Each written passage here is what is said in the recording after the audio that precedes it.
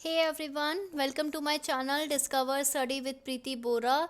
दोस्तों, आज मैं कराने जा रही हूँ लेसन नंबर 3। ठीक है, लेसन 3 आपका पॉलिटिकल साइंस से संबंधित फैक्ट्स का। ठीक है, आपको अभी तक पता ही चल गया होगा कि मैं रोज़ सुबह 6 बजे आपकी प्रैक्टिस कराती हूँ। ठीक है, सुबह 6 बजे क्या होता है कि आपके पास एक वीडियो आती है, 10 से 15 मिनट की वीडियो होती है और उसमें मैं यूनिट वाइज ना इंपॉर्टेंट फैक्ट्स आपको याद कराती हूँ। ठीक है, ताकि आपका पूरे दिन आप रिवाइज करते रहो और ये सारे एग्जाम के लिए इंपॉर्टेंट है। UGC net, JRF, PGD, TGT, JNU entrance हो गया, पीएचडी एंट्रेंस हो गया, असिस्टेंट प्रोफेसर के एंट्रेंस हो गया, कोई भी पॉलिटिकल साइंस से संबंधित कोई भी पेपर ले लो, उसमें फैक्चुअल इंपॉर्टेंट तो होता ही है, क्योंकि एनालिसिस के साथ साथ फैक्ट्स भी इंपॉर्टेंट होता है। तो ये मैं आपकी सुबह की शुरुआत ही फैक्ट से करती हूँ। ठीक है, तो आपको क्या करना है, सबसे पहले तो इस वीडियो को लाइक कर लो, अभी ही लाइक करो, कमेंट छोड़ के जाना और कमेंट में जो भी मैं क्वेश्चन पूछूंगी ना उसका आंसर तो तुमको पक्का पक्का देना है, बिकॉज बिना उसके तो तुम्हारी प्रैक्टिस होने से रही।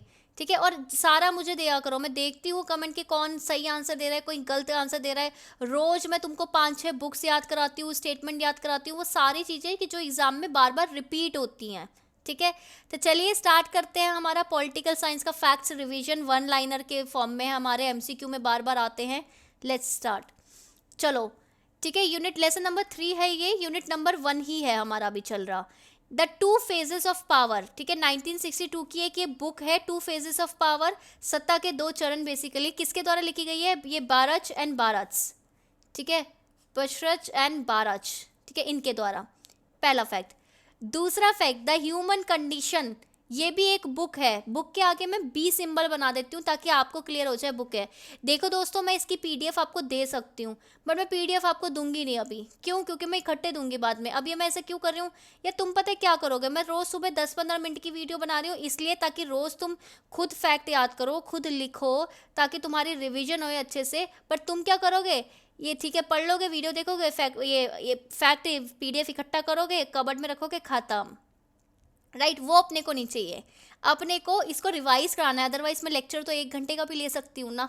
ठीक है, ह्यूमन कंडीशन बुक है हैना एरेंट द्वारा। इसका मुझे ईयर बताओगे। आज का पहला क्वेश्चन, कमेंट सेक्शन में मुझे इसका ईयर चाहिए। ऐसे ही मैंने आपको काफ़ी सारे ईयर याद कराए हैं। तीसरा फैक्ट है ये, self is prior to end the right is prior to good. स्वयं अंत से पहले है। ठीक है, अंत यानी कि एंड, आपके जो उद्देश्य है उससे पहले आप खुद को देखते हो, और अधिकार अच्छे से पहले है। यानी कि अगर मुझे गुड या फिर कोई अधिकार, इनमें से किसी को चूज करना पड़े तो मैं आपको राइट को चूज करूंगी। मुझे अपने ऑब्जेक्टिव और खुद में से चूज करना पड़े, मैं खुद को चूज करूंगी। किसने कहा था ये, किसकी किसकी किसकी लाइनें हैं ये भाई, ये लाइनें हैं इमैनुअल कांट की। ठीक है, कांट की। Next question, sorry next fact. अच्छा, the human condition consciousness postulates liberty. ठीक है, liberty involves rights, rights demand the state. किसने? देखो, टीएच ग्रीन, मैंने आपको बताया था, TH Green actually positive liberty यानी कि सकारात्मक जो स्वतंत्रता है उसके प्रोपोनेंट है। ठीक है, तो वो क्या कहते हैं कि देखो, मानव स्थिति की चेतना स्वतंत्रता को स्वीकार करती है कि यार इंसान को रहने के लिए सबसे इंपॉर्टेंट क्या चाहिए, स्वतंत्रता, लिबर्टी चाहिए। अच्छा, और लिबर्टी तुम्हें कैसे मिलेगी, जब तुम्हें लिबर्टी का अधिकार होगा, और अधिकार की मांग अगर तुम कर रहे हो, अधिकार क्या मांगते हैं, राज्य की मांग करते हैं, इसलिए स्टेट इंपॉर्टेंट है। ये कौन कहता है, टीएच ग्रीन कहते हैं। अच्छा, पार्टिसिपेटरी डेमोक्रेसी से संबंधित कौन है? ठीक है, पार्टिसिपेटरी डेमोक्रेसी यानी कि ऐसी तरीके की डेमोक्रेसी जिसमें लोगों की भागीदारी होती है। ये है आपके माइकल ऑक्सफोर्ड एसोसिएटेड है इससे। अच्छा, अच्छा, आपको पता है ना, क्वेश्चन कई बार आ रखा है कि यार एंड ऑफ हिस्ट्री से कौन एसोसिएटेड है, दिस इज फ्रांसिस फुकुयामा। ठीक है, वैसे बोलते हैं ना कि इतिहास के अंत से किसने बोल रखा है, ये फ्रांसिस फुकुयामा। ये क्या मानते थे ना कि कोल्ड वॉर के बाद जब आपके पूरे दुनिया में कैपिटलिज्म या पूंजीवाद की जीत हो गई, इसका मतलब क्या है कि लिबरल, उदार जो लोकतंत्र है उसकी जीत हो गई, और ये इसको क्या मानते थे, इस पॉइंट को ये मानते थे एंड ऑफ हिस्ट्री। ठीक है, लिबरल डेमोक्रेसी की जीत। ठीक है, इकोनॉमिक थ्योरी ऑफ राइट्स। ठीक है, अधिकारों का आर्थिक सिद्धांत किसने दिया है, ऑब्वियस सी बात है, आर्थिक है तो हमारे स्मिथ साहब। ठीक है, एडम स्मिथ। ठीक है, अच्छा, 3 चरण ऑफ इकोनॉमिक डेमोक्रेसी, इंपॉर्टेंट है ये। 3 फेजेस, आर्थिक लोकतंत्र के 3 चरण, ये किसने दिए हैं, दिस इज रॉबर्ट दाल। ठीक है, रॉबर्ट दाल। अच्छा, इन्होंने पब्लिक एडमिनिस्ट्रेशन में 3 प्रॉब्लम भी दी हैं, इकोनॉमिक डेमोक्रेसी में 3 फेजेस भी दिए हैं। आई थिंक 3 इनका लकी नंबर होगा। अच्छा, the life and the ties of liberal democracy, ठीक है, the life and the ties of liberal democracy. मुझे बताओ क्या ये बुक है, और बुक है तो सीबी मैकफर्सन की है। उदार लोकतंत्र का जीवन और संबंध, ठीक है, ये सीबी मैकफर्सन की बुक है। मुझे बताओ इसका ईयर बता दो कमेंट में। फ्रेगमेंट्स ऑन गवर्नमेंट, ये भी एक बुक है, सरकार के टुकड़े, ठीक है, इस तरीके की बुक है, जेरेमी बेंथम द्वारा लिखी गई है। ईयर बता दोगे आप। तीसरा क्वेश्चन, मैनेजरियन रेवोल्यूशन, प्रबंधकीय क्रांति, कौन संबंधित है इससे? James Burnham. बर्न का मतलब होता है जलना, रेवोल्यूशन जलना, ठीक है, आग, ठीक है, इस तरीके से मैंने याद किया था इसको। नेक्स्ट, फील्ड्स एंड, ठीक है, फील्ड्स, फैक्ट्रीज एंड वर्कशॉप्स, ठीक है, फील्ड फैक्ट्री, ठीक है, फील्ड यानी कि खेत, फैक्ट्री यानी कि आपकी फैक्ट्री, ठीक है, और वर्कशॉप, ठीक है, काम करने की जगह। ये एक्चुअली बुक से संबंधित है, थ्योरी संबंधित है, मुझे इसका ईयर वगैरह बताना है। दिस इज पीटर क्रॉम्पॉटकिन, ठीक है, पॉट, ठीक है, मतलब जमीन में क्या होता है, पॉट यानी कि वो जो घड़ा नहीं होता, इस तरीके से मैंने याद किया था। वर्कशॉप में भी बनता है, फैक्ट्री में भी बनता है, ऐसे मैंने याद किया था जब मैंने खुद क्या पढ़ा था। तो next, consideration on representative government, प्रतिनिधि सरकार के विचार, कौन संबंधित है इससे? जे एस मिल संबंधित है। प्रोपोर्शनल रिप्रेजेंटेशन, अनुपातित प्रतिनिधित्व, ठीक है, अनुपातित प्रतिनिधित्व कौन करता है? Thomas Hare. इसको हम दूसरे भाषा में हेयर सिस्टम भी बोलते हैं, क्योंकि इन्होंने ही इसे शुरू किया था। फंडामेंटल रिप्रेजेंटेशन होना चाहिए, पता है कितनी बार रिपीट हो चुके हैं कि इनमें से कौन एसोसिएटेड है। फंडामेंटल रिप्रेजेंटेशन, ठीक है, मौलिक प्रतिनिधित्व कौन करता है? GDH कोल, ठीक है, GDH कोल के फंक्शन है, कोल फंक्शन, ठीक है, GDH कोल। थॉमस हरे, GDS कोल, JS मिल, पीटर क्रॉम्पटकिन, ठीक है। कभी हिंदी वाले सोचे हमारे खिलाफ तो पार्शियलिटी हो रही है, ये नहीं होना चाहिए। वन मैन वन वोट का सिस्टम, ठीक है, एक व्यक्ति और हर एक व्यक्ति का एक वोट, किसने दिया था ये भाई ये कॉन्सेप्ट? ये दिया था जेरेमी बेंथम ने, ठीक है। मल्टीपल वोटिंग राइट, ठीक है, आपके मल्टीपल वोटिंग राइट होने चाहिए, कौन बोलता है? दिस इज मिल बोलते हैं, right. Historical theory of right, ठीक है, ये इंपॉर्टेंट है। आपका अधिकार का ऐतिहासिक सिद्धांत किससे एसोसिएटेड है? एडमंड बर्के से एसोसिएटेड है, ठीक है। अच्छा, power flows everywhere in society, power is everywhere, ये एक स्टेटमेंट है कि समाज में हर जगह शक्ति का प्रवाह होता है और शक्ति हर जगह है।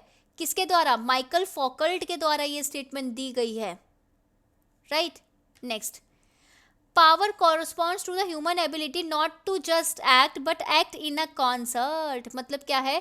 शक्ति न केवल कार्य करने की बल्कि सामूहिक रूप से सोच समझ के मानविक क्षमता के तरीके से आपको पावर यूज करनी है। उसको क्या इस तरीके से बोला है कि पावर का इसका मतलब नहीं है कि कुछ भी तुम करोगे, इसका मतलब है सोच समझ के तुम एक्ट करोगे। कौन बोलता है ऐसी चीजें? ये बोलती है हैना एरेंट, ठीक है। लीगल थ्योरी ऑफ राइट, अधिकार का कानूनी सिद्धांत किसने दिया है भाई? Jeremy Bentham, this is Bentham. आप कभी कभार सोचोगे इसमें बेंथम भी आता है और इसमें ऑस्टिन भी आता है, याद रखना ऑप्शन पे डिपेंड करता है, बट अगर ऑप्शन में दोनों हो तो ऑस्टिन लगा के आना,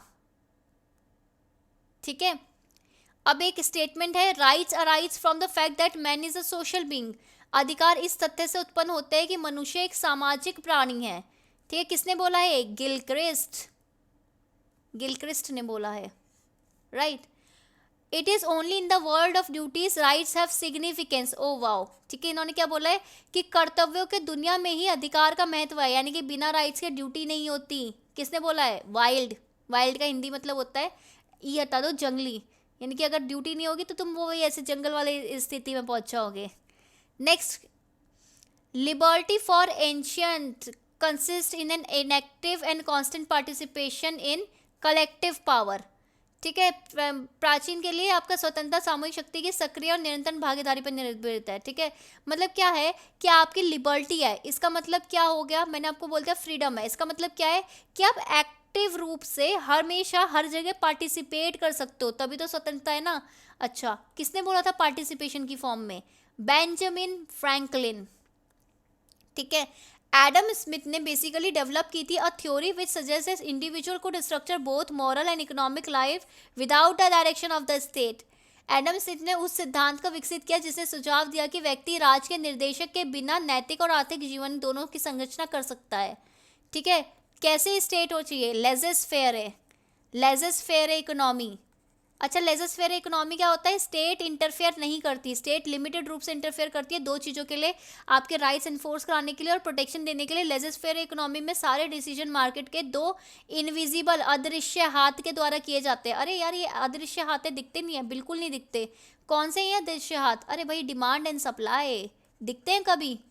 दिखते नहीं है, होते हैं, पूरी दुनिया इससे चलती है बस। ठीक है, नेक्स्ट, क्लासिकल लिबरलिज्म से देखो कौन कौन एसोसिएटेड है, मैं बता देती हूँ। आपके जॉन लॉक एसोसिएटेड हैं, बेसिक देखो लॉक हैं आपके, जेरेमी बेंथम हैं आपके आपके एडम स्मिथ हैं, जेम्स मिल एंड टोक्योवेली भी हैं, right. Positive liberalism 19th century में आया था। रॉबर्ट नॉजिक आपके वेलफेयर सोशलिज्म या फिर नियो लिबरलिज्म से एसोसिएटेड है दोनों। सीबी मैकफर्सन क्या बोलते थे कि जो अर्ली फेज है ना लिबरलिज्म का, वो क्या है? पोजेसिव इंडिविजुअलिज्म, यानी कि इंडिविजुअलिज्म यानी कि हमेशा इंडिविजुअल की पूरी कहानी बोलते हैं, और लॉक को बोलते हैं वैसे, क्रिटिसाइज करते हैं ये सीबी मैकफर्सन की। पोजेसिव इंडिविजुअलिज्म की एक बुक भी है, मुझे बताओ कौन सी ईयर में आई थी वो। ठीक है, ये लॉक को क्रिटिसाइज करते हुए बोलते हैं कि स्टार्टिंग ये आते थे ना, ये ज़्यादा इंडिविजुअल पे ही फोकस करते थे, ये तो गलत बात है।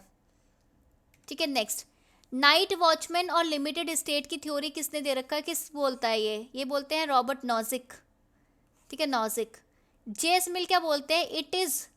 It is morally impermissible to interfere with the action of individual even if they are motivated rational or emotive consideration that they are not harm others। ठीक है, इन्होंने बोला व्यक्ति के कार्यों में हस्तक्षेप करना नैतिक रूप से अनुसूचित है, कि तुम्हें इंटरफेयर नहीं करना चाहिए इंसान की लाइफ में, भले ही वो तर्क संगत या भावनात्मक विचारों से प्रेरित होकर दूसरों को नुकसान नहीं पहुंचाते। ठीक है, तब तक, यानी कि जब तक जेएस मिल ने हार्म प्रिंसिपल दिया था, उन्होंने बोला था अदर्स रिगार्डिंग एक्शन से और सेल्फ रिगार्डिंग, कि यार तुम अगर अपने खिलाफ कुछ कर रहे हो तो बाहर में जाओ, कुछ भी करो, बट लीगल होना चाहिए, इलीगल नहीं। ओके, अब अदर्स के रिगार्डिंग में क्या है? अदर्स रिगार्डिंग में क्या है? अगर तुम दूसरों को नुकसान नहीं पहुंचा रहे तो स्टेट इंटरफेयर नहीं करेगा, लेकिन अगर नुकसान पहुंचा रहे हो तो स्टेट पकड़ के पेलेगा, राइट।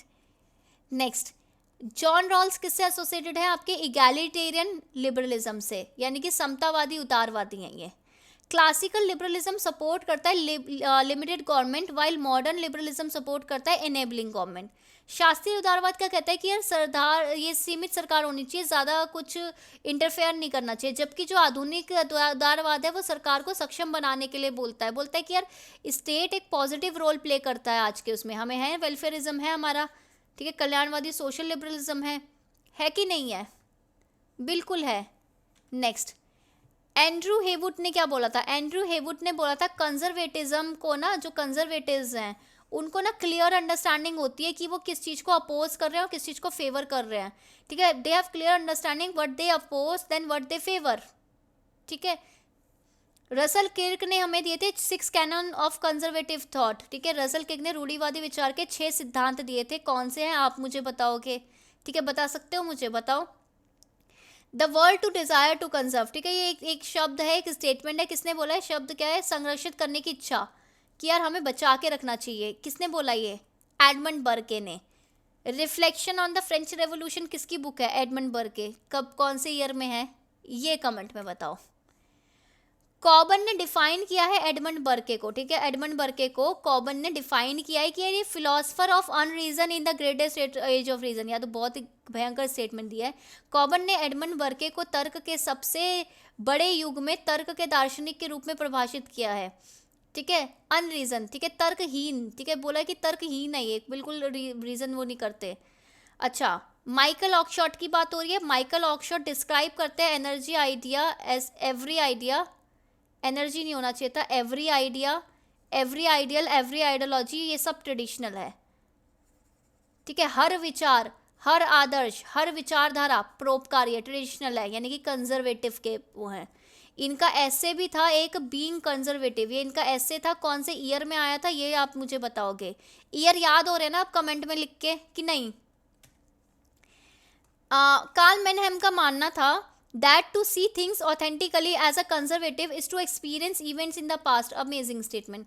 मेनहेम का मानना था कि किसी चीज को प्रामाणिक रूप से रूढ़िवादी के रूप से देखना, अतीत की घटनाओं का अनुभव करना है बेसिकली, राइट। ये स्टेटमेंट किससे एसोसिएटेड है? मेनहेम से। रॉबर्ट ओवन ऐसे व्यक्ति थे जिन्होंने first time socialism word use किया था, कहाँ पे? अपनी कोऑपरेटिव मैगजीन में। रॉबर्ट ओवन ने पहली बार सहकारी पत्रिका में समाजवाद शब्द का प्रयोग किया था। ठीक है, नेक्स्ट, कार्ल मार्क्स को हम क्रेडिट देते हैं कि इन्होंने जनरल थ्योरी दी थी सोशलिज्म की, और इस सोशलिज्म को क्या बोलते थे? Scientific socialism. ठीक है, साइंटिफिक यानी कि वैज्ञानिक समाजवाद बोलते थे तुम। अच्छा, ये जो सोशलिज्म यानी कि समाजवाद का जो विचार है आपका अफ्रीका, एशिया, लैटिन अमेरिका में कब फैला? 20वीं सदी में, इससे पहले नहीं था। 20वीं सदी मतलब 1900 से 1909 के बीच में, राइट। इवोल्यूशनरी सोशलिज्म को लिबरल सोशलिज्म बोलते हैं, विकासवादी समाजवाद को उदार समाजवाद बोलते हैं, रेवोल्यूशनरी सोशलिज्म को मार्क्सिस्ट सोशलिज्म बोलते हैं, क्रांतिकारी समाजवाद को मार्क्सवाद समाजवाद कहा जाता है, पता होना चाहिए आपको। रिविजनिज्म कहाँ पे जन्मा? जर्मनी में, संशोधनवाद बोलते हैं रिविजनिज्म को। अच्छा, फेबियन सोशलिज्म आपको पता है, जिसको नेहरू भी फॉलो करते थे, फेबियन समाजवाद। अरे कौन कौन और थे उससे एसोसिएटेड? जॉर्ज बर्नार्ड शॉ थे, सिडनी वेब थे, सिडनी ओलिवर थे। ठीक है, रॉबर्ट ओवन ने क्या करा? एक formation by public authorities of village of corporate to work unemployed to work. ठीक है, इन्होंने क्या बोला कि बेरोजगार को काम करने पर लगाने के लिए नियम के गांवों को सार्वजनिक प्राधिकरण का गठन की वकालत करनी चाहिए, यानी कि गांवों को पावर देनी चाहिए कि यार उधर इतना ऐसा सिस्टम हो कि बेरोजगार काम करने के लिए लगे। चार्ल्स फोरियर का मानना था कि work should be concentrated in the countryside and small shops in towns where family life can be lived in communities and where all can know each other. इन्होंने बोला था वर्क लाइफ बैलेंस होना चाहिए आज के भाषा में। Charles Fourier का मानना था कि काम ग्रामीण इलाकों और कस्बों में छोटी दुकानों में केंद्रित होना चाहिए, जहाँ समुदाय में पारिवारिक जीवन जिया जा सके और जहाँ सभी एक दूसरे को जान सके। प्रावधान ने एक बुक लिखी थी, ठीक है, फिलॉसफी ऑफ पॉवर्टी। भाई ईयर बता दो मेरे को। ठीक है, प्रावधान ने क्या लिखी? गरीबी का दर्शन। और इसका आंसर किसने दिया था? इसका आंसर दिया था कार्ल मार्क्स ने। क्या लिख के? Poverty of philosophy. Saint Simon के हिसाब से wages should be according to one's capability to work for a good society. संत साइमन के अनुसार मजदूरी समाज की भलाई के लिए काम करने की क्षमता के अनुसार होनी चाहिए, कि तुम्हें जितनी कैपेबिलिटी है उतना तुम्हें काम पैसे मिलने चाहिए। कार्ल मार्क्स किसके प्रोपोनेंट है? साइंटिफिक सोशलिज्म के, अभी कर लिया था। मार्क्सिस्ट आइडियोलॉजी के हिसाब से state is a man made institution, कि मार्क्सिस्ट विचारधारा के अनुसार राज्य एक मानव निर्मित संस्था है। रेवोल्यूशन करके बनाएंगे ना। क्लास क्या है? Class according to Marx is defined as a control over means of production. Class कैसे? मार्क्स के अनुसार वर्ग को उत्पादन के साधनों पर नियंत्रण द्वारा परिभाषित किया जाता है। Class contradiction is the most important for evolution according to marks.